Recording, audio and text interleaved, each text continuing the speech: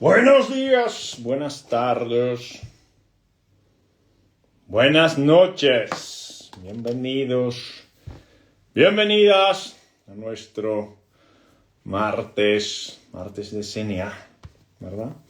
Creo que de los últimos martes que vamos a tener este año, donde aún llevamos los dos en el hornito, en el horno, los mellizos en el horno. Creo que es el último que se quedan ahí. Creo que ya en el siguiente ya tendremos los dos aquí con nosotros de este lado del universo, ¿no? Muy bien. ¿Qué tal todos? ¿Qué tal todas? Bienvenidos, bienvenidas. ¿Sabes qué? Hoy estábamos hablando, Ruby y yo. El pelo lo tengo larguísimo, Lili, ¿lo ves? Me falta. He podido afeitarme, pero me faltó tiempo para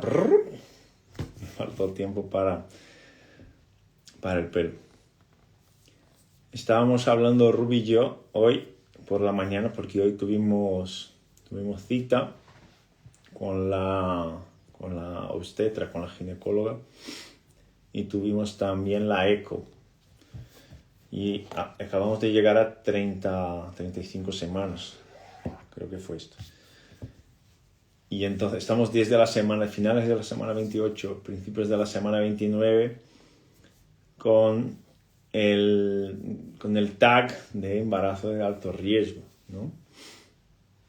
Y esto obviamente conlleva muchas adaptaciones en la vida personal, conlleva muchas adaptaciones en la rutina y todo un cambio en la movida que tienes que hacer para poder adaptarte para estas demandas. Y afortunadamente hemos tenido la posibilidad de corregir la ruta en tiempo, porque hay muchas personas que no tienen esta posibilidad, corregir la ruta. Cuando ven ya vino el parto prematuro y ya tiene ahí los bebés en una incubadora y todo eso. Entonces es lo que hemos comentado, que afortunadamente hemos tenido la oportunidad de corregir la ruta con el coche en marcha. Pero una cosa me llamó mucho la atención, esto le comenté menos a ella por un tema de contexto, pero una cosa me llamó mucho la atención, que es que hemos logrado superar estas 6 semanas, ahí de la semana 29 a la 35, hemos logrado hacer la adaptación y superar estas 6 semanas, no sin sufrimiento obviamente, pero hemos logrado que el embarazo llegara al final de la semana 35, ahora esperamos llegar a la 37, pero ahora ya estamos, lo que venga ya es más que bendición. Pero algunas cosas que pueden haber favorecido este trámite positivo probablemente tenga que ver con el tema de la regulación previa al embarazo, ¿no? La regulación del SNA, del sistema nervioso autónomo previa al embarazo. Ruby siempre tuvo un equilibrio simpatovagal muy bueno, siempre lo tuvo. Siempre tuvo una RMSSD mucho mejor que la mía, sin hacer mucho esfuerzo, lo que es increíble. Esto facilita mucho el tema de la adaptación. Esto es algo que hablamos, por ejemplo, en el avanzado, cuando decimos que si la mujer entra en este proceso ya con el cuerpo más preparado para enfrentarse, porque es un proceso de estrés por 9 meses, afortunadamente por 9 meses. Entonces, si la mujer entra en este proceso ya con el cuerpo mejor preparado, con la cabeza obviamente, pero con el cuerpo mejor preparado, con la fisiología mejor organizada, con el vago mejor organizado, el riesgo de desarrollar complicaciones es más bajo. Y si pasa algo y tienes que adaptarte ahí sobre la marcha, es más probable que puedas adaptarte mejor. Entonces es un punto a tener en cuenta, ¿no? Si trabajamos con embarazadas, o incluso si trabajamos con bebés, para entender cómo fue todo el tiempo, todo el proceso del embarazo, O si sos nuestros alumnos o alumnas y queréis quedaros embarazados, esta preparación también es una preparación, ¿no? La gente prepara el coche, prepara sillas, prepara camas, prepara la casa, prepara la cabeza, prepara la familia, pero el cuerpo, la regulación en sí mismo, porque el cuerpo tendrá que aguantar el tirón, el cuerpo sufre más y la gente se entera menos. Entonces, una de las cosas que probablemente le facilitó mucho esta adaptación es el tema de que venía con una buena regulación simpato-vagal. Y una de las cosas que yo este año, con el tema del Iron, que debería haber sido el 23 de noviembre ahora ya tenemos fecha para el año que viene, ya hemos puesto fecha para el año que viene, Nacho y yo, para prepararme otra vez, me preparé y ahora ya lo perdí, ahora hay que volver a prepararse. Una de las cosas que yo le dije fue que quería, al menos una vez a la semana, quería cuidarme, dejar un turno en la semana, como el lunes por la mañana, por ejemplo, me gusta más el lunes por la mañana, y quería en este turno cuidarme, entonces quería tener un cuidado y quería tener a un fisio, un osteópata de confianza mía, que se encargara de acompañarme en ese contexto, para saber si el cuerpo se iba adaptando bien. Son muchos cambios, es cambio de comida, cambio de rutina, cambio de actividad física, de intensidad y todo eso. Y claro, como ya estoy yo y Ignacio viene a nuestra casa, si yo le dije, ¿por qué no haces tú también? Entonces ya le metí a ella ahí también. Entonces íbamos haciendo todo este follow-up desde el principio del año, así que cuando el embarazo nos cruzó el camino, más o menos su cuerpo ya estaba más organizado. Y esto probablemente le facilitó la posibilidad de adaptarse ahora y la posibilidad de llevar este embarazo otra vez, no sin sufrimiento, no es un tema de llevarlos sin sufrimiento, no hay este tema de llevarlos sin sufrimiento. El embarazo es un sufrimiento, aunque sea precioso, aunque sea amor y amor y amor, es un sufrimiento para el cuerpo. Se estiran ligamentos, se comprimen articulaciones, se disminuye la carga muscular, sube la carga metabólica, para el cuerpo es un estrés y hay que entenderlo no de una forma romantizada, pero de una forma real. Eso probablemente le facilitó todo este proceso de adaptación, el manejo del dolor, el manejo de la mentalidad, de la cognición y todo eso. Eso desde su parte. Y desde mi parte, también algo me llamó la atención, que es el tema de que yo estaba preparado para eso. Y el hecho de que haya tenido métricas, porque estuvimos midiendo todo el año, el hecho de que estuviera haciendo las métricas todo este rato, ahí hasta ahora, me dio la posibilidad de saber cómo mi cuerpo se estaba organizando a esta nueva demanda, porque claro, ambos duermen mal, hay una sobrecarga brutal para ella y yo tengo que encargarme de cosas que antes no tenía que encargarme de ellas, dejo de hacer mucho de la actividad, con el tema de las alteraciones emocionales y todo eso, se altera la parte de ansiedad, se alteran las comidas, ganas peso, entonces también tienes que saber, en este caso yo soy el soporte y necesitamos saber si el soporte tiene condiciones de ofrecer soporte, ¿no? Y entonces ahí es muy curioso porque Esther, en las métricas de la aplicación de Garmin, por ejemplo, solo ahora en la última semana o en las últimas 2 semanas me vinieron avisos así como: hay cambios en tus métricas semanales, échale un ojo. Ya pensé, ¿no?, que estos cambios en las métricas semanales, más allá de la cantidad y la intensidad de los ejercicios, probablemente es alguna métrica fisiológica que me va a decir que estoy consumiendo la reserva que tengo. Y fue justamente así, enseñándome que en las últimas 2 semanas la frecuencia cardíaca basal estuvo más alta, que la frecuencia respiratoria estuvo más alta y que el vago estuvo más bajo, ¿no? Entonces, más o menos te vas organizando la mente para saber en qué punto estoy, qué tanto de reserva sigo teniendo para poder reaccionar y qué tanto de cuidados necesito añadir para poder seguir teniendo condiciones de ofrecer soporte. Y eso es fundamental si os dais cuenta, no solamente en plan personal, yo los estoy comentando en plan personal, porque les puede valer en plan personal, pero estoy hablando de mi contexto.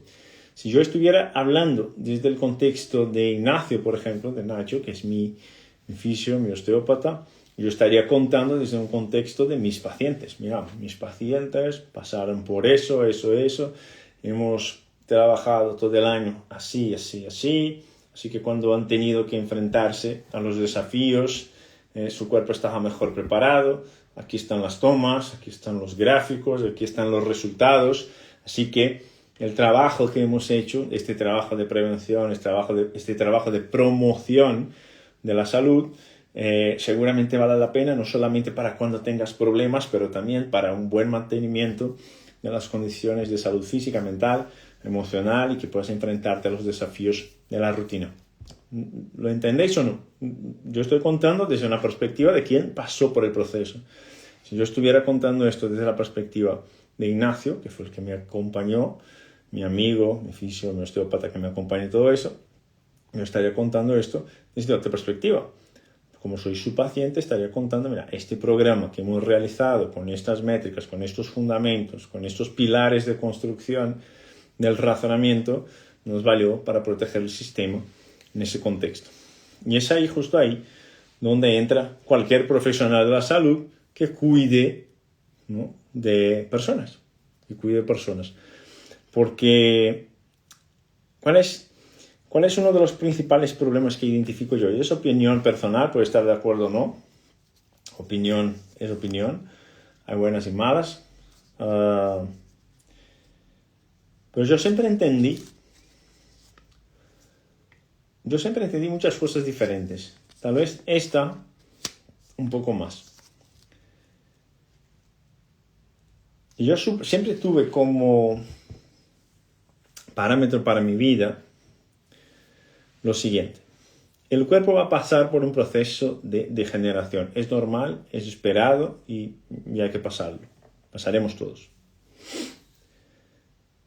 Y cuando vaya a degenerarse, llegará un momento que voy a necesitar de asistencia, de ayuda, ¿no?, de alguien que me cuide.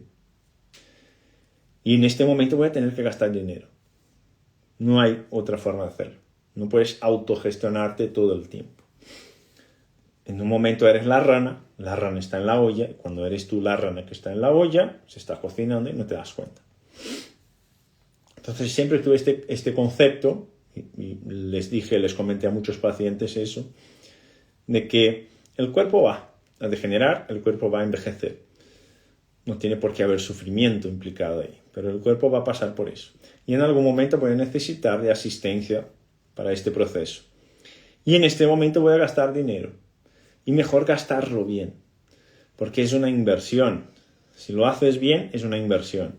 Es gasto cuando eliges mal al profesional que te va a acompañar. Ahí es gasto. Gasto de tiempo, gasto de dinero. El dinero lo puedes recuperar, el tiempo no, que es lo más preciado que tenemos en la vida. Entonces, si invierto bien, no es un gasto, es una inversión. Me va a hacer mejor, me va a entregar cosas que sin tener eso no sería capaz de tenerlas. Y si voy a gastar porque algún día voy a enfermarme o porque algún día voy a necesitar de una corrección de ruta, yo prefiero gastar para no tenerlo. ¿Entiendes? Es un poco así. Si un día voy a gastar porque me va a doler, yo prefiero gastar para que no me duela.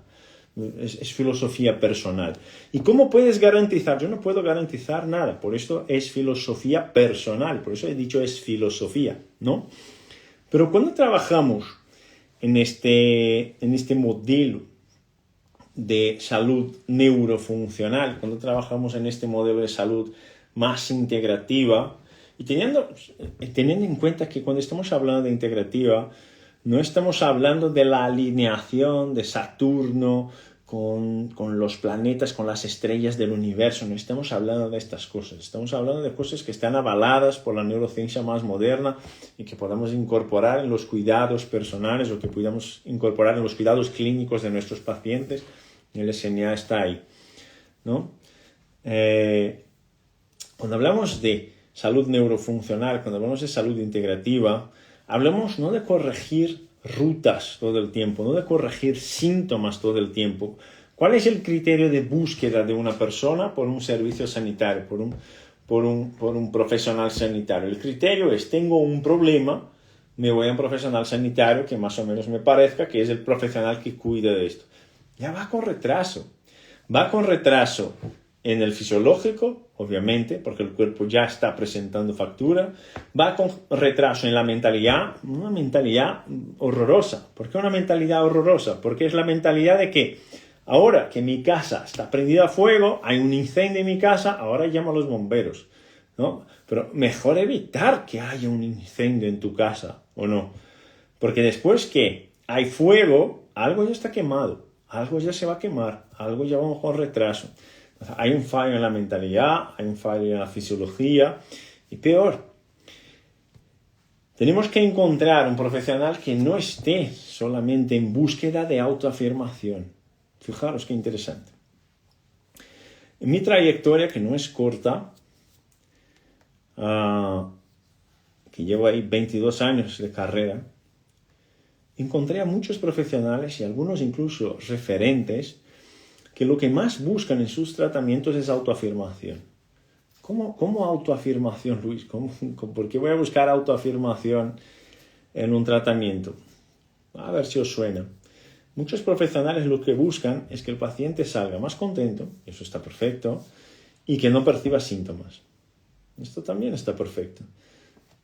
Pero si limitamos el cuidado, la asistencia sanitaria, el cuidado profesional a que el paciente salga más contento y no perciba síntomas, podríamos ahorrarle un dineral si le diéramos un ibuprofeno y un chocolate. Saldría más feliz y saldría menos inflamado y con menos dolores y con menos síntomas.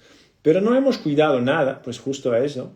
Cuando un profesional trabaja para que el paciente no perciba nada, simplemente por no percibirlo, y no se hace la pregunta clave de todo, que es: ¿por qué le duele cuando no debería doler? ¿Por qué está diabético cuando no debería estar? Porque tiene buenos hábitos. ¿Por qué está hipertenso cuando no debería estar? Porque tiene buenos hábitos. ¿Por qué está teniendo problemas con el sueño cuando no debería estar? Porque se cuida bien. Cuando no nos hacemos esta pregunta, lo que estamos haciendo, practicando, es esta filosofía de un ibuprofeno y un chocolate. Sale más feliz y sale sin síntomas. Y ahí todos están más contentos. ¿Y el profesional cómo se queda? Muy contento. ¿Y qué te dice cuando vas a hablar con esta persona que podría estar practicando un cuidado más integral y más real? Podría estar entregando un cuidado más real. ¿Qué te dice? A mí me funciona. Mi agenda está llena y yo no tengo problemas para pagar mis cuentas. Pero es que cuidado va más allá de lo que es tener la agenda llena, que las personas te llamen y que no percibas síntomas y que estés más feliz, ¿no? O a lo mejor es una opinión personal, pero yo creo que un cuidado profesional va más allá de lo que es solamente esto. Sería más o menos como si el cirujano, el traumatólogo que es cirujano, te dijera: no me importa cómo es tu vida antes, no me importa cómo es tu vida después. La cirugía la hice, está hecha, está bien hecha, ahora no tengo nada más que hacer por ti. El dolor sigue igual como antes, o a lo mejor sigue peor. ¿Eres más funcional? No, sigo disfuncional como antes. Pero lo siento, lo que yo tenía que hacer por ti, ya lo hice. Ya está superado, el tornillo ya está ahí en su lugar, la prótesis ya está ahí en su lugar, ya no tengo nada más que hacer por ti. Vete a buscar la vida en otro lugar. Esto no es cuidado. Pero no pasa solo ahí. Pasa en diferentes situaciones clínicas, a veces con una pastilla, a veces con una ortodoncia, a veces con un crujido. En diferentes contextos va a pasar de diferentes formas, ¿vale? Y es ahí donde está el sistema autónomo como un posible elemento que va a sumar a la línea de cuidados integrales. Entonces, cuando yo oigo a una persona decir, yo trabajo desde una línea más integral, pues ok, ¿qué significa esto? No, yo trabajo con cambios de hábitos de vida, pues está perfecto. Trabajo con reorganización del sistema nervioso autónomo, ok, ¿cómo lo mides? No, medir no lo mido, pues que si no lo mides no lo sabes. Y si no lo sabes, no lo haces. No lo haces, o no deberías hacerlo, ¿no? Si no lo mides, no lo sabes, si no lo sabes, no lo haces. Entonces, me agobia mucho Cuando yo oigo un fisio diciendo que no sabe el sistema autónomo, porque un fisio trabaja sobre todo, si es un fisio neurológico, trabaja con tono neuromuscular, trabaja con trastornos del movimiento donde el intestino influye en la espasticidad del paciente y el sueño influye en la espasticidad del paciente, es decir, en el control neuromuscular, en la capacidad de caminar bien, en realizar menos esfuerzos para poder hacer un gesto motor, ¿no? El tono neuromuscular. Y oigo a un fisio decir, es que no, del sistema nervioso autónomo no entiendo nada, yo soy un profesional del movimiento. Claro, pero es que el sueño y el sistema gastrointestinal influyen en el sistema de movimiento, ¿lo pillas? El sistema de movimiento funciona mejor si el sistema gastrointestinal y la regulación del sueño están correctas, están bien adecuadas. Si esto está mal regulado, el sistema de movimiento funciona mal, ¿entiendes? No puedo corregir el sistema de movimiento por el sistema de movimiento si lo que está influyendo en el sistema de movimiento es otra cosa. Y si no entiendes, tampoco lo puedes corregir. Si no entiendes, ni tampoco lo puedes derivar, porque no sabes ni qué es lo que está buscando. ¿Se entiende la idea o no? O cuando un profesional, seguimos con la fisio, luego vamos a extrapolar a otros. Cuando un profesional que trabaja con fisio me dice, yo tengo pacientes que tienen migrañas, es ok, o cefaleas, es ok. Y a mis pacientes que tienen migrañas y que tienen cefaleas, más o menos, este es mi BABA, ¿no? Mi BABA es mi paso a paso.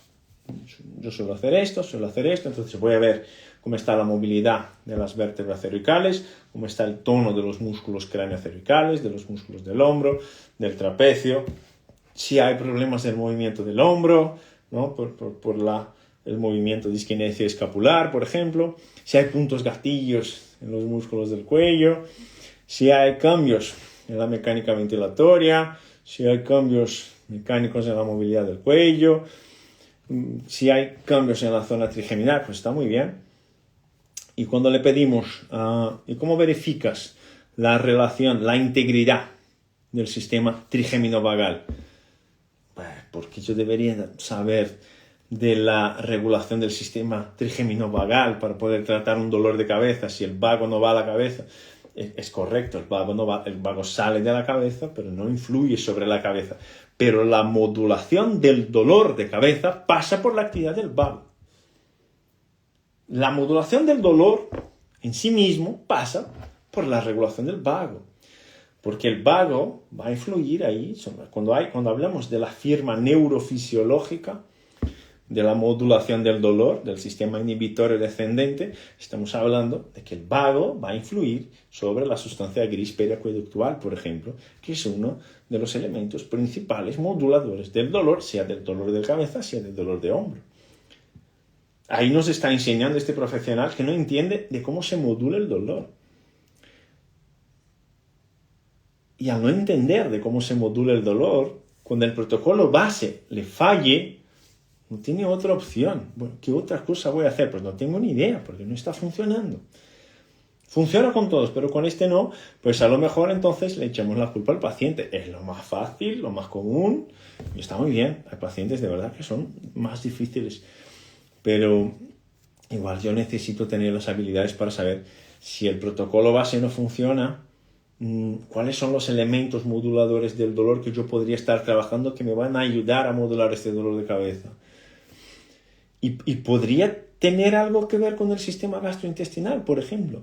Pues tiene todo que ver con el sistema gastrointestinal, ¿no? Eventualmente hay dolores de cabeza que empeoran con la dieta o que empeoran con determinados tipos de comida o que empeoran cuando no comes.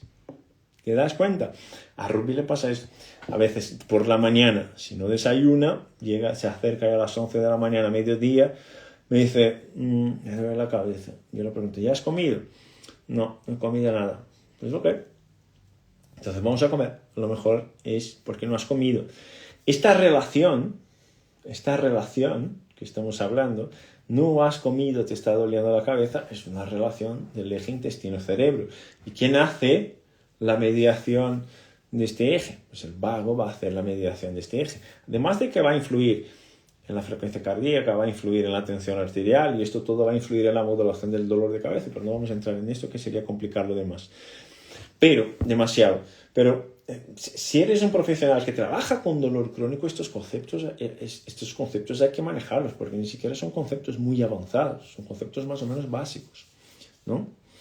Bien, y fijaros, podríamos cambiar eso, claro que podríamos cambiar para una persona que trabaja con dietas, un profesional que trabaja con dietas, un médico integrativo, un nutricionista, por ejemplo, un nutrólogo, que nos dice, yo trabajo con microbiota, yo trabajo con SIBO, yo trabajo con disbiosis, ok, ¿y cómo mides la regulación del sistema nervioso autónomo? ¿Por qué voy a medir la regulación del sistema nervioso autónomo? Yo tengo aquí las pruebas de microbiota, tengo aquí las pruebas de SIBO, tengo aquí las pruebas de, no sé qué, de reflujo. ¿Por qué voy a medir el sistema nervioso autónomo? Porque la permeabilidad de la barrera intestinal depende de la actividad del sistema nervioso autónomo.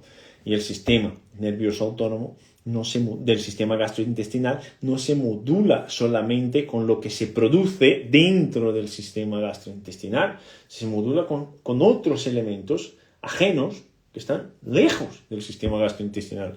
Por ejemplo, una persona que sufre con un síndrome de intestino irritable, eventualmente cuando está más estresada se alteran los hábitos intestinales, aunque la dieta sea la misma. Entonces, si la dieta es la misma y lo que cambió fue su percepción del ambiente de estrés en su entorno, ¿de dónde viene esta información del intestino? No, el intestino está respondiendo a eso, pero el intestino no es el problema. Y claro, estos problemas en el intestino van a generar problemas que vas a identificar ahí con las pruebas de microbiota, con las pruebas de SIBO, con las pruebas de reflujo. Vas a encontrar problemas ahí, pero la causa no está ahí. De ahí estamos hablando de un cuidado más integral, otra vez, un cuidado más integrativo, esta conexión de puntos, estas vías, mecanismos, relaciones de sistemas. El sistema nervioso autónomo va a coordinar estas funciones, ¿no? Si eres médico integrativo o médico funcional, o si eres nutricionista, nutrólogo. Son relaciones que es necesario saberlas para poder manejar este tipo de paciente que es más complejo. O cuando hablamos de dentistas, por ejemplo. Cuando hablamos de dentistas, estamos hablando de profesionales que trabajan con inflamación todo el tiempo trabajan con inflamación. Sea resolviendo inflamación, sea produciendo inflamación, ¿no? ¿Qué es lo que hace una ortodoncia? Producir inflamación todo el tiempo para que se vaya reorganizando el tejido. Y esto cuando está produciendo una inflamación para poder arreglar algo, ¿no? Y el entrenador personal trabaja igual. Tiene que producir inflamación para poder desarrollar el sistema muscular, por lo increíble que parezca. Pero es así que funciona. ¿Y cuando trabaja para resolver inflamación? Trabaja con periodontitis, trabaja con gingivitis, ¿no? Y ahí trabaja para resolverla, no para promocionarla, para poder generar una mejor adaptación. Bien, ¿y qué tiene esto que ver con el sistema autónomo? El tema es que el sistema autónomo influye en la inflamación de nuestro cuerpo y también influye en la antiinflamación de nuestro cuerpo. Entonces, mucha de la inflamación que se produce en boca va al torrente sanguíneo, va a la vascularización sistémica, va a afectar, por ejemplo, el corazón, va a afectar el páncreas, va a afectar la modulación del dolor, la percepción del dolor. Por ejemplo, es muy fácil de observar. Pacientes bruxistas, por ejemplo, ¿no? Para los dentistas o quien trabaje con este complejo cráneo-cérvico-mandibular. El paciente es bruxista. Vale. Imagínate lo siguiente. El paciente es bruxista y también es estreñido. Paciente A y el paciente B. El paciente es bruxista pero no tiene nada de estreñimiento. Vale. ¿Cuál de los dos suele tener más problemas para la regulación del bruxismo? El que es bruxista y que también es estreñido, ¿verdad? ¿Y por qué eso? Por esta relación vago-trigeminal que tenemos, donde todo lo que pasa en el ambiente gastrointestinal, el vago lo percibe y va a generar una información que va a llegar a centros trigeminales que van a producir esta adaptación, ¿vale? Igual que cuando esté más tensa esta zona, probablemente los hábitos gastrointestinales estarán afectados. Entonces, te vas dando cuenta de que los sistemas funcionan de manera coordinada. Y el hecho de que un sistema no esté coordinado puede influir directamente sobre la respuesta del otro. ¿Y qué es lo que se suele tratar? El otro, donde se está la respuesta. ¿Y cómo se suele coordinar estos razonamientos, conectar estos puntos? No se suele hacer. Bueno, en parte porque el tiempo de consulta a veces es muy corto, en parte porque a veces la entrevista que hace el profesional es una entrevista que no lleva a más detalles, no te da elementos para poder razonar mejor, en parte porque eventualmente está en búsqueda de una alteración anatómica, un cóndilo que esté afectado, un movimiento de la mandíbula que esté mal, para intentar encontrar una justificación para algo, y eventualmente no va a encontrar nada, o va a encontrar una alteración anatómica que no justifica nada, porque siempre estuvo ahí y no era un problema, ¿no? Como los prolapsos de válvula mitral. Tienes un prolapso de válvula mitral. Probablemente el 80% de las personas que tienen un problema de válvula mitral ni se dan cuenta que tienen un problema de válvula mitral hasta que algún día tengan algún problema. Y ahí vas al cardiólogo, te hace una imagen, mira, tienes un problema de la válvula mitral. Sí, pero de 100 personas que tienen problema, 1, 2, 3, 10 van a presentar síntomas. Las otras 90 van a pasar por esto asintomáticas sin que esto se convierta en una preocupación. Entonces, esta búsqueda por la pregunta de ¿por qué no se adapta cuando debería adaptarse solo? A lo mejor la respuesta que estoy mirando aquí viene de verdad de este sistema, o hay otra cosa que pueda estar influyendo en esta regulación y no me doy cuenta. Estas conexiones, estos ejes de regulación, esta forma de actuar, que es una forma más integral, que es una forma más basada en un razonamiento clínico más de mecanismos, de vías, de sistemas que se comunican de forma independiente, interdependiente. Todo eso tiene que ver con la regulación autonómica. ¿Cuál es el problema que tenemos? Mucha gente habla del sistema nervioso autónomo, poca gente lo mide. De los que lo miden, poca gente que lo mide lo entiende de verdad, porque medir es fácil, la aplicación te da una nota, y si te da una nota buena, bueno, estamos sanos, y ahí se complica aún más la vida. Les voy a poner un ejemplo. Ya iba a decir, yo hablo demasiado, Lili, pero bueno, es un directo. Si no hablamos, no hay directo, ¿no? Entonces, dejámoslo así. Les voy a poner un ejemplo de este bucle que estamos metidos, y porque mucha gente no sabe, aunque sepa medir, no sabe interpretar lo que está midiendo. Les voy a poner un ejemplo. Imaginemos lo siguiente.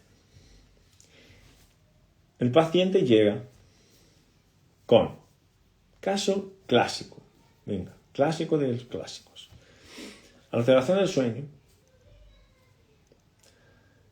Un comportamiento más estresado, un comportamiento más ansioso, un comportamiento más centralizador, ¿sabes? Este comportamiento de que el paciente se está convirtiendo en su problema. Su vida ahora gira alrededor del problema.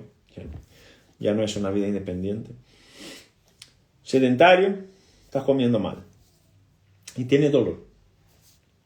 Hombro, lumbares, cervicales, elige lo que sea. Vale. ¿Qué es lo que se espera cuando vas a medir a esta persona? Vamos a imaginar este caso. Problemas de alteración del sueño, problemas de alteraciones emocionales, cognitivos, conductuales. El dolor se está convirtiendo en el centro del universo del paciente. Ahora toda mi vida está dirigida a eso. Dejo de hacer cosas, me alejo del trabajo, me doy de baja del trabajo, empiezo a tener problemas gastrointestinales y me duele algo. Okay.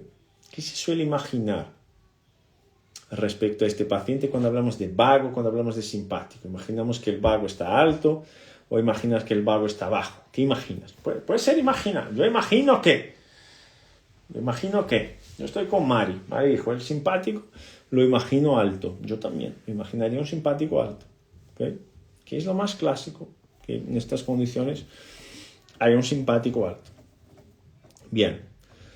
Entonces, ahora agarremos esta clínica, que no es una clínica exclusiva de nada, y esta clínica no te lleva a diagnóstico de nada, porque ahí no hay nada que diagnosticar, son problemas funcionales, no hay cambios estructurales, no hay cambios en las analíticas, es una situación que se ha puesto, o muchas. Ahora vamos a duplicar este paciente. Son dos iguales, uno me llega a las 8, le tengo la cita de las 8 a las 9, y me llega otro igual, y la cita es de las 9 a las 10. Ok. Resulta que en el primero lo que encontramos es que tiene un sistema nervioso simpático sentado, o vamos a poner un equilibrio simpatovagal. Cuando le mido sentado, yo veo que hay un buen equilibrio simpatovagal. Para poner números, por ejemplo, imaginamos que lo que consideraríamos bueno sería un vago en 45, y cuanto más bajo, peor. ¿Okay? Por debajo de 25 es más peor todavía. Entonces imaginamos que sentado, este paciente tenga este vago en 30. ¿Okay? Si no guardas los números en la cabeza, haz como yo, apúntalos ahí, porque si no, después te olvidas. Entonces imaginemos que este paciente sentado tenga una valoración del sistema autónomo y hayamos identificado que su vago está en 30, sentado. Luego le pedimos que se tumbe. Cuando se tumba, vemos que su vago baja a 24. ¿Okay? Sentado estaba en 30, se tumba y ahora está en 24. Hemos dicho que lo que buscamos es un 45 como ideal para las dos posiciones. Ok. Sentado más o menos aceptable. 30 me gusta, más o menos aceptable, ok, dependiendo del contexto, pero me vale. Pero por debajo de 25 no me gusta, ¿te acuerdas? Entonces, cuando se tumbó, fue a supino, bajó a 24. Este es el caso A. ¿Okay? El dolor lo eliges tú, es dolor de cabeza, es dolor abdominal, es dolor pélvico crónico. El problema lo eliges tú. O quieres cambiar dolor por insomnio, o por gastritis, o por SIBO, cambia por lo que quieras. Bien, ese es el paciente 1. Luego me llega el paciente 2. En el 2, lo que tenemos sentado es un sistema vagal que está en 20, sentado, y cuando le tumbamos está en 40. ¿Ok? En uno. Caso 1. Sistema vagal está en 30 sentado, 24 tumbado. Caso 2. El sistema vagal está en 20 sentado, está en 40 en supino. Ok. En ambos casos, vienen personas a preguntarme, Luis, ¿cómo hago para activar el vago? Yo les pregunto, ¿por qué quieres activar el vago? Porque mi paciente está sufriendo con dolor crónico, mi paciente está sufriendo con alteraciones cognitivo-conductuales, con alteraciones emocionales, está sufriendo mucho con el dolor, está centralizando todas sus demandas, está disfuncional y está alejándose de todo su trabajo, de toda su familia y tal. Yo veo que va en dirección a una ansiedad, a una depresión. Okay. Este es el caso de ambos. El primero, el vago sentado en 30 y el vago tumbado 24. Estamos buscando 45 como bueno. ¿Okay? Aceptable hasta 25. Caso 2. Mismo caso, mismos síntomas, pero sentado en 20, tumbado en 40. Las personas preguntan, ¿cómo hago para activar el vago? Es una buena pregunta para los dos casos. Lo que tendríamos que hacer en los dos casos es activar el vago, ¿sí o no? Lo que tendríamos que hacer en los dos casos es activar el vago, ¿sí o no? Los dos casos, mismos síntomas. Lo que cambió fue la valoración autonómica. Tendríamos que activar el vago en ambos, ¿sí o no? ¿Cuál de los dos estaría correcta esta demanda? ¿Cómo hago para activar el vago? ¿En cuál de los dos tengo un problema vagal? ¿En el primero o en el segundo? ¿Qué opináis? ¿Qué opináis? Ahora yo os he puesto datos clínicos. ¿Cuál de los dos necesita activar el vago? Solo uno de los dos necesita activar el vago. No son los dos. Y ahora quiero saber cuál de ellos vas a elegir. Si es el primero, si es el segundo. ¿Cuál de los dos tiene que activar el vago? ¿El primero o el segundo? ¿El primer o el segundo? Ambos tienen los mismos síntomas. ¿Cuál de los dos tiene que activar el vago? El que tiene que activar el vago es el número 1. El que tiene que activar el vago es el número 1. Pero Luis, ¿cómo el que tiene que activar el vago es el número 1? El que tiene que activar el vago es el número 1. ¿Cómo puedes decir que el primero es el que tiene que activar el vago? Porque, ¿cuál es el campo del vago? Mira la importancia de saber razonar clínicamente lo que estás buscando. Si no lo mides, no lo sabes. ¿Ok? Estamos de acuerdo con eso, ¿no? Si no lo mides, es imposible que lo sepas. Vas a tratar a ambos de la misma forma y vas a equivocarte en uno de ellos. ¿Ok? ¿Por qué es el primero, el punto donde tengo que pensar? Aquí tengo que activar el vago. Porque el campo del vago no es sentado. Sentado lo que yo tengo es un equilibrio entre el simpático y el vago. Tengo las fuerzas de la gravedad actuando sobre mi cuerpo. Entonces el corazón tiene que hacer más fuerza para el retorno venoso. Es natural que el vago baje donde estoy sentado. Pero tumbado, yo no tengo esta demanda. Tumbado, las fuerzas de la gravedad no están actuando. Tumbado, el retorno venoso es mucho más fácil. Tumbado, no hay antagonismo para el sistema vagal. El mejor momento del vago tiene que ser tumbado. ¿Cuál de los dos? ¿En cuál de los dos el vago falla tumbado? En el primero de ellos. En el primero de ellos. Ahí el vago falla tumbado. Estaba en 30, bajó a 24. En este paciente yo tengo un fallo de activación del vago, porque el vago no produce una buena activación en su momento, en su campo, en su lugar de prueba, que es el tumbado. Incluso se regula mejor cuando está en estrés, es decir, sentado. Funciona mejor con más carga, funciona peor con menos carga, es decir, no se adapta. ¿Y cómo duerme el paciente por la noche? Pues yo imagino que duerma tumbado, ¿no? Pero lo que nos está avisando el sistema es que tumbado yo me estreso más. Tumbado, yo me estreso más. Entonces ahí pasaríamos al punto 2. Bueno, ahora tengo que identificar en este paciente por qué se adapta peor tumbado. ¿Por qué no se activa cuando debería activarse? ¿No? Ahí paso al paso 2 del razonamiento clínico. Pero necesito las métricas. Necesito tener un sistema de razonamiento. Si no razono, le voy a decir a los dos. Oye, ambos tienen que activar el vago. Y para el primero tiene sentido.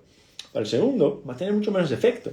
Es como decirle a una persona que tiene 100 kilos y 1,80 m, tienes que hacer dieta, y decirle a una persona que tiene 70 kilos y 1,80 m, tienes que hacer dieta. El efecto es diferente, pero lo has medido. Y sabes que no vas a prescribir lo mismo porque lo has medido. En el vago no tienes la opción de ver. En el peso corporal se ve. En el vago no tienes la opción de ver. Tienes la opción de ver, de identificar síntomas, identificar características, como hemos dicho antes. Estas características de problemas de regulación cognitiva, problemas de regulación conductual, problemas de control del ánimo, de ansiedad, un comportamiento más depresivo. Puedes ver cambios, percibir cambios en pero verlo, no puedes ver, entonces tienes que medir. No prescribirías la misma dieta para ambos, no puedes prescribir la misma idea de activación del vago para ambos. El primero es donde el vago falla, el segundo no. El segundo, cuando le tumbamos al paciente, el vago sube a 40. No hay problemas de activación del vago ahí. Pero sentado estaba en 20. Has dicho que por debajo de 25 no nos gusta. Exactamente. Entonces, ¿cuál es nuestra primera hipótesis diagnóstica cuando estás sentado? Hay mucha carga simpática cuando estás sentado. Entonces, ahora vamos a pensar cuáles serán los elementos que influyen sobre la carga simpática. Porque el hecho de que yo esté mejorando la actividad del vago no me va a influir de forma proporcional en la actividad simpática. ¿Qué dices, Luis? Si yo subo el vago, no bajo el simpático. Imagínate lo siguiente.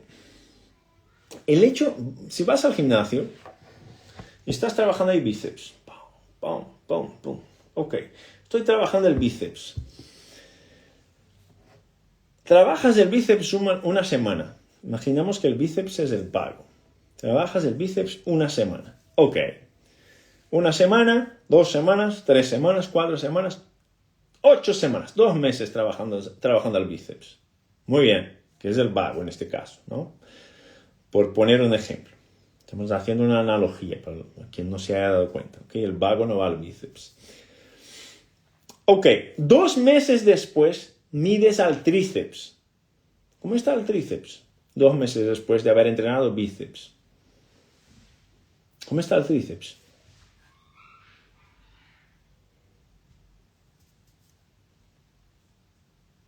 ¿Cómo está el tríceps? Después de haber trabajado bíceps por 2 meses. Da igual. Da igual. No has trabajado el tríceps.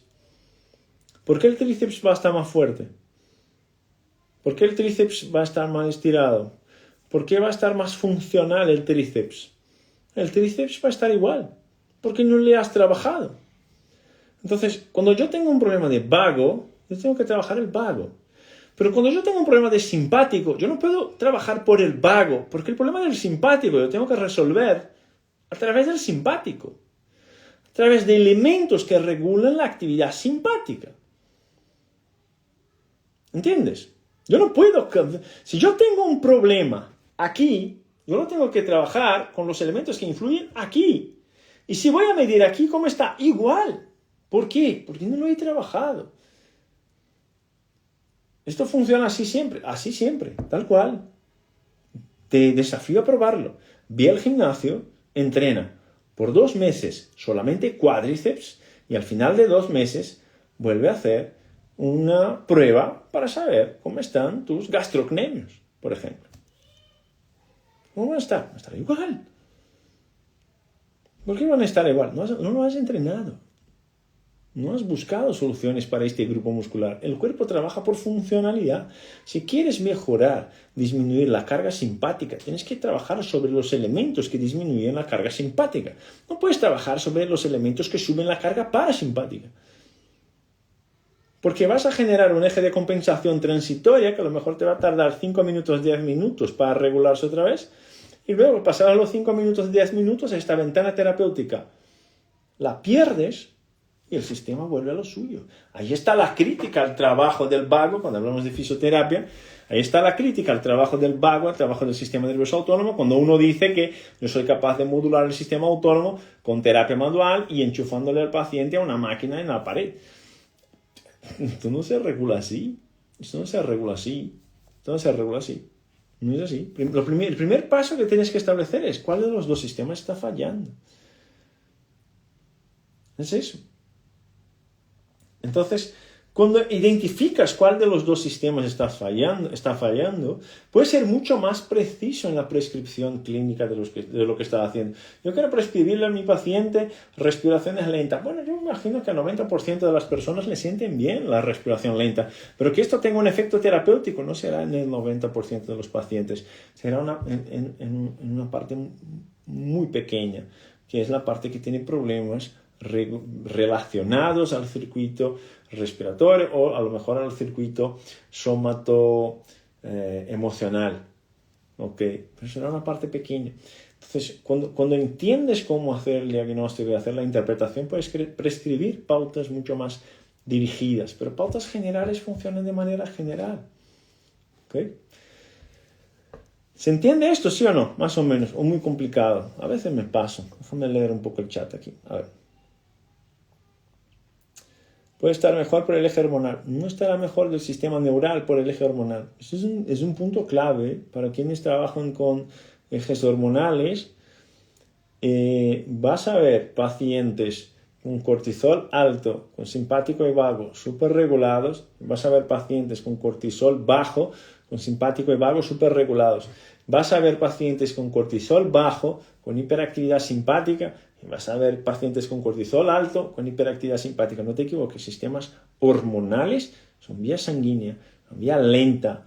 Y vía lenta no siempre afecta a la vía rápida. El sistema nervioso autónomo es la vía rápida. Eso es un equívoco muy común. No puedes asumir que el SNA está modificado, el SNA periférico, el SNA neural, por la vía hormonal. Si quieres medir al sistema neural, tienes que utilizar pruebas neurales. No puedes utilizar pruebas de analíticas, pruebas sanguíneas. ¿Okay? No es una relación directa.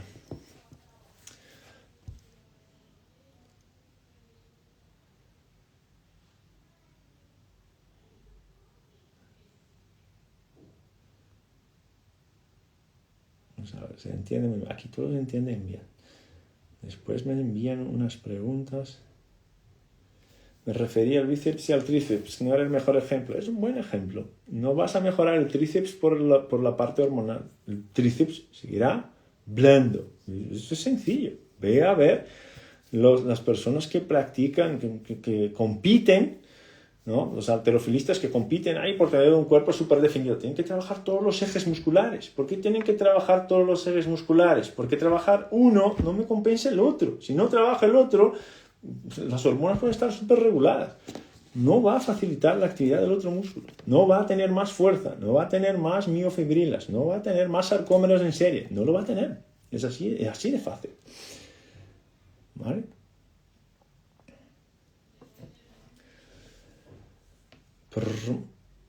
¿Sistema vagal se fortalece con terapia manual facial y abdominal? No. No se fortalece ni con terapia abdominal, ni con facial, ni abdominal.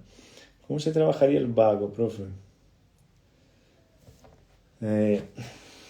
¿Cómo se trabaja el vago? Depende del contexto. ¿En qué contexto estamos hablando? Entonces, vamos a hablar en contexto general. ¿Ok? Todo es contextual. ¿Por qué? Porque es un problema. ¿Cuál es el problema cuando hablamos del vago?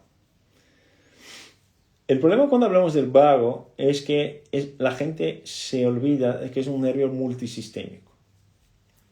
¿Qué significa ser un nervio multisistémico? Que pasa por los pulmones, por el corazón, por el páncreas, por el estómago, por el hígado, por el sistema somático también, aquí arriba. Entonces, en diferentes puntos va a responder a diferentes estímulos. ¿Ok? En diferentes puntos va a responder a diferentes estímulos. Entonces, en un paciente que sufre con EPOC, por ejemplo, yo voy a tener que trabajar el vago de una manera. En un paciente que sufre con disbiosis intestinal, probablemente los ejes que están afectando el vago son otros ejes. Y un paciente que sufre con dolor crónico, los ejes que están afectando el vago probablemente son otros todavía. Entonces, ¿cómo trabajo el vago? Primero identificando si el vago está afectado o no. El diagnóstico. Primero, si está mal o si está bien. Y si está mal, ¿dónde está mal? Si está mal, porque no responde en su campo. Si está mal, porque se está regulando poco en una otra posición que no es la suya, pero que tiene que regularla también. Sentado, por ejemplo. Primer punto, diagnóstico. Punto número 2, entendiendo cuáles son las vías y los mecanismos que le están afectando. La pregunta clínica no es cómo trabaja el vago. La pregunta clínica es ¿por qué un sistema que debería regularse solo dejó de regularse y necesita intervención externa? ¿Okay? Esta es la pregunta clínica. Entonces, cuando yo entiendo cuáles ejes están generando esta afectación para que el vago esté respondiendo mal, ¿qué es lo que yo tengo que tratar? Este eje, probablemente. ¿Cuáles suelen ser los principales elementos que afectan a la actividad del vago? El principal de todos. La palabra suena rara, no es algo que esté en nuestra rutina, que se oiga muy a menudo. El principal de ellos se llama circuito varo-reflejo. ¿Okay? Circuito varo-reflejo es un circuito que tenemos aquí, justo en el corazón y en las arterias cercanas al corazón, que es el circuito que genera este cambio en la actividad del vago más rápido. ¿Okay? El vago es un nervio, responde rápido. Circuitos neurales, pruebas rápidas. Ok, entonces el circuito barorreflejo. ¿Okay? Ahí, para probar el circuito barorreflejo, utilizas pruebas de respiración. Pero ahí hay que medir diferentes ritmos respiratorios dependiendo del contexto que estés pidiendo, que estés preguntando, para poder entender qué es lo que puede estar disfuncional. Este es el principal eje que le afecta el vago, el eje barorreflejo. Pero no es el principal problema, gatillo modulador del vago. El principal modulador del vago es el sueño. El sueño es prioridad 1 para el sistema nervioso autónomo. ¿Okay? Pero esto hablando de hábitos, de procesos, el proceso del sueño. Hablando de sistemas fisiológicos, el sistema barorreflejo. Entonces, lo primero que tengo que hacer es identificar si está bien o está mal. Tener un método validado, entender qué es lo que estoy preguntando. Si no sabes qué es lo que está preguntando, no sabrás qué es lo que se está contestando. Y luego, a partir de ahí, empezar a entender cuáles son los principales moduladores que están afectados, los 4 M's: sueño, sistema gastrointestinal, actividad física, estrés crónico, y entender los principales ejes que están desregulados, que son 3 R's, ¿no? Sistema trigeminal, sistema barorreflejo y el sistema gastrointestinal. A ver, chat. ¿Cómo se trabaja el simpático, por ejemplo? A través de los principales elementos de regulación del sistema simpático. ¿Cuáles son los principales sistemas reguladores de la actividad simpática? La carga metabólica, la resistencia vascular periférica. De lo más sencillo, más fácil, fisiológicamente hablando, carga metabólica, resistencia vascular periférica, capacidad de oxigenación de los tejidos. Primer punto. El osteópata Jordi dijo, realmente es muy complejo. Hay pacientes que vienen con dolor agudos, alterados y irritados, le mides y el resultado es 45. Es así, es así, es así. Y cuando eso viene, Jordi, ya puedes sospechar de algo. Fíjate, yo sé del mío, pues yo me mido. ¿Okay? Entonces les voy a contar de lo mío y eventualmente vais a encontrar algún paciente así, Jordi. A lo mejor te ha tocado algún paciente así. Yo, por ejemplo, cuando tengo dolor, un dolor agudo, lo que me pasa es que me sube el vago. Yo cuando estoy más cansado, me sube el vago. Cuando estoy más fatigado, me sube el vago. Es una respuesta paradójica, ¿no? Es contraintuitiva, porque el dolor agudo, todo esto que estamos hablando, debería generar un aumento de la actividad simpática. En mi cuerpo me activa el vago. Entonces, ¿cómo se ve esto? Cuando yo tuve una crisis de cálculo renal, por ejemplo, cuando estuve en México, ¿qué pasó con mi frecuencia cardíaca? Lo que suele pasar es que sube la frecuencia cardíaca. Mi frecuencia cardíaca se desplomó, se fue a 60. Mi vago estaba súper alto. Pasa con algunas personas. Las llamamos de cebritas, ¿no? ¿Te acuerdas? Yo soy una de ellas. Entonces, cuando me toca un dolor agudo, la mejor solución para mí no es que me hagas relajar, descansar, no sé qué. No, la mejor solución para mí es que me incluyas en el tratamiento pautas de activación simpática. Porque el vago sube demasiado en una condición aguda, conmigo, por ejemplo, y cuando sube demasiado, el vago no es analgésico, el simpático sí. Y como el vago no es analgésico, me va a doler más porque voy a tener más problemas de modulación del dolor. ¿Vale? Por eso se mide. Tengo una paciente con un problema pulmonar restrictivo. Ok. El tipo de respiración le provocó una activación simpática porque sus quimiorreceptores están acostumbrados a presiones de CO2 bajas.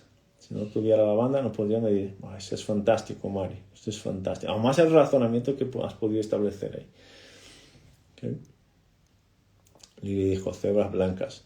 Lili, tal vez no tan blancas así. Hay gente que se desmaya con el dolor, ¿no? Le viene un dolor y ¡plum! Se desmaya.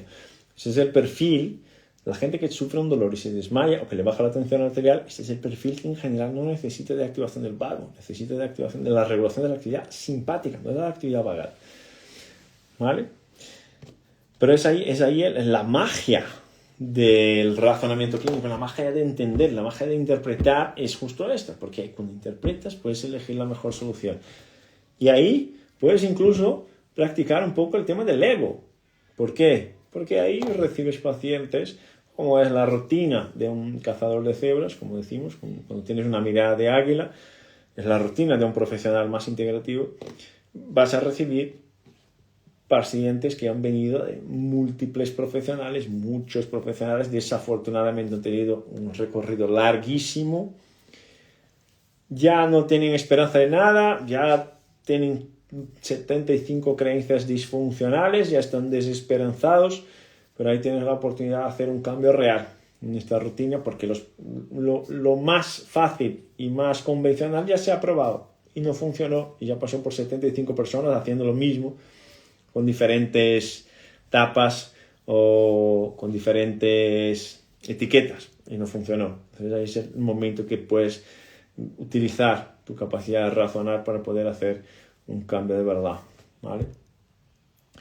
Con lo que respecta a la autonomía gastrointestinal, el estrés y la activación del nervio trigémino en relación con el reflejo gastrointestinal, al poseer un razonamiento clínico. No sé si entendí la pregunta, JD. No sé si entendí tu pregunta.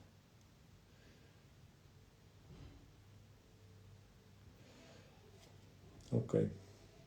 Vale. Muy bien. Entonces, hoy fue un directo ¿de qué, Lili? ¿De qué, Montse? Yo creo que fue un directo de despedida de 2025, ¿no? Para cerrar todo esto, lo que hicimos en 2025, un directo más de establecer relaciones.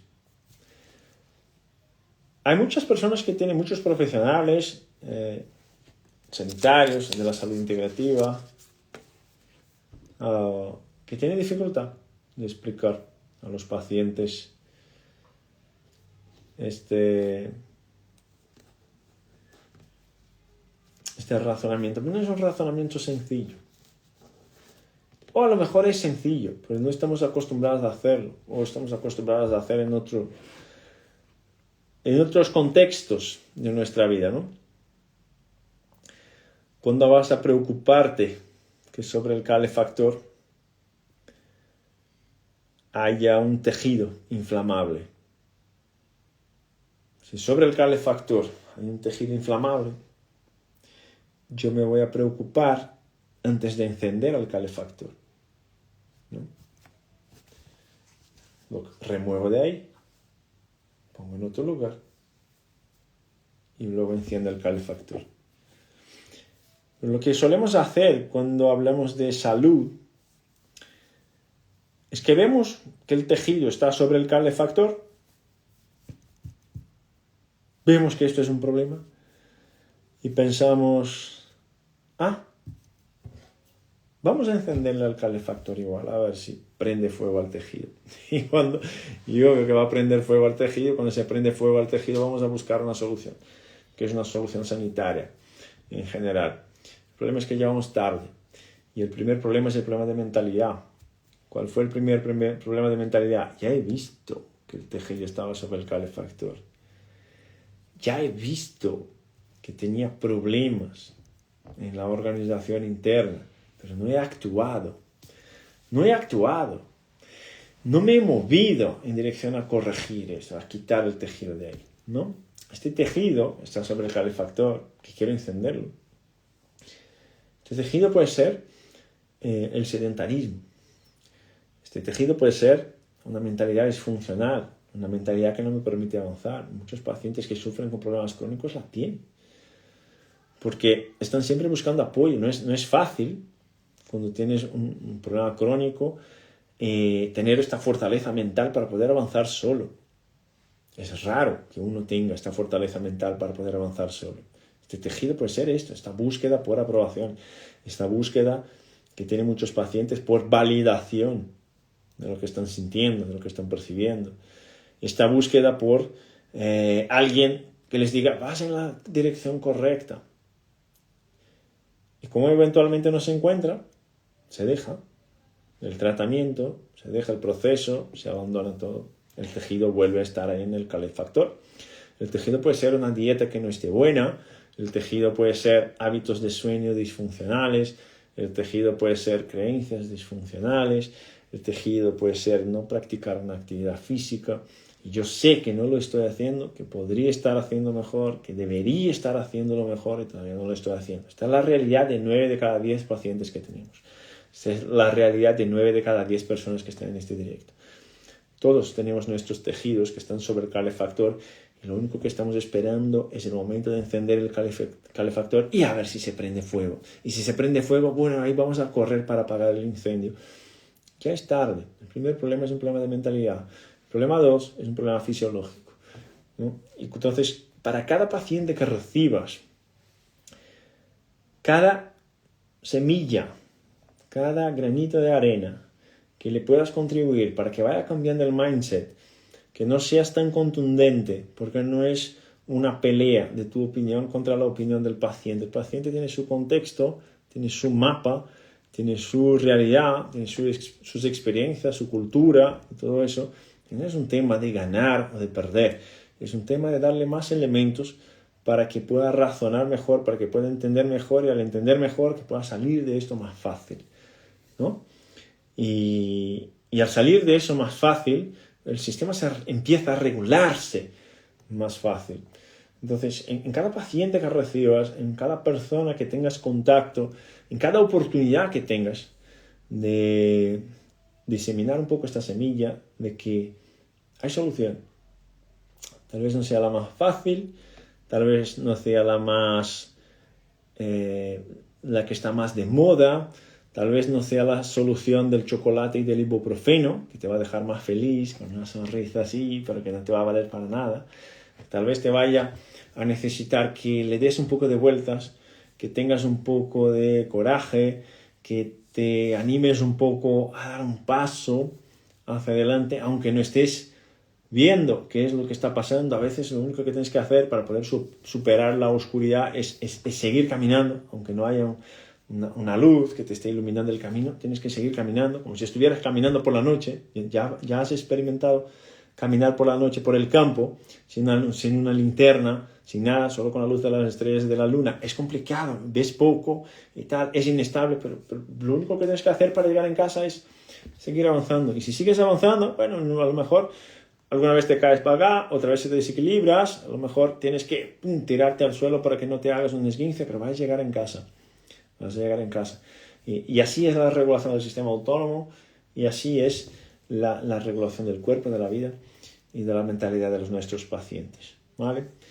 Muy bien. Dejamos este como el último directo de 2025. El primero ahora ya será en 2026, con muchas cosas nuevas, muchas novedades. Estamos trayendo para 2026. Necesito este rato ahora a final de año para organizar todas estas ideas.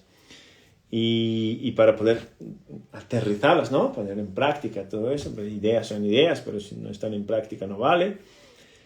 Y vamos a intentar en 2026 llevar más semillas, llevar más granitos de arena para que se pueda seguir difundiendo todo eso y que podamos, junto con vosotros, seguir diseminando todo este conocimiento y esta idea de que la cosa puede ser mejor y que hay profesionales que van a apoyar a estas personas, a estos pacientes en todo este desafío que están viviendo, ¿no? Sea nuestro personal, como fue el mío que les comenté al principio del directo, o sea del paciente y les vamos a acompañar ahí haciéndonos el soporte. A veces lo único que tienes que hacer es que sea el soporte, ¿verdad, Uber? Yo hoy soy el soporte de Ruby, no soy ni el protagonista, ni la estrella, ni nada. Lo único que tengo que hacer, darle soporte y nada más. Vale, muchas novedades para 2026, pronto les avisaremos, os vais a dar cuenta también, pero más cerca de Navidad les envío nuestros votos de felices fiestas y todo esto, ¿vale? Muchísimas gracias por todo este año, cuidaros mucho, nos vemos pronto. Un abrazo a todos, un abrazo a todas y que los mellizos se queden ahí 2 semanas más en el horno. Yo creo que no van a quedarse dos semanas más en el horno, ¿eh? Pero ahora ya están autorizados a salir. Uno ya tiene 2.600, otro 2.300, así que vamos bien. Chao, cuidaros mucho, un abrazo a todos, un abrazo a todas.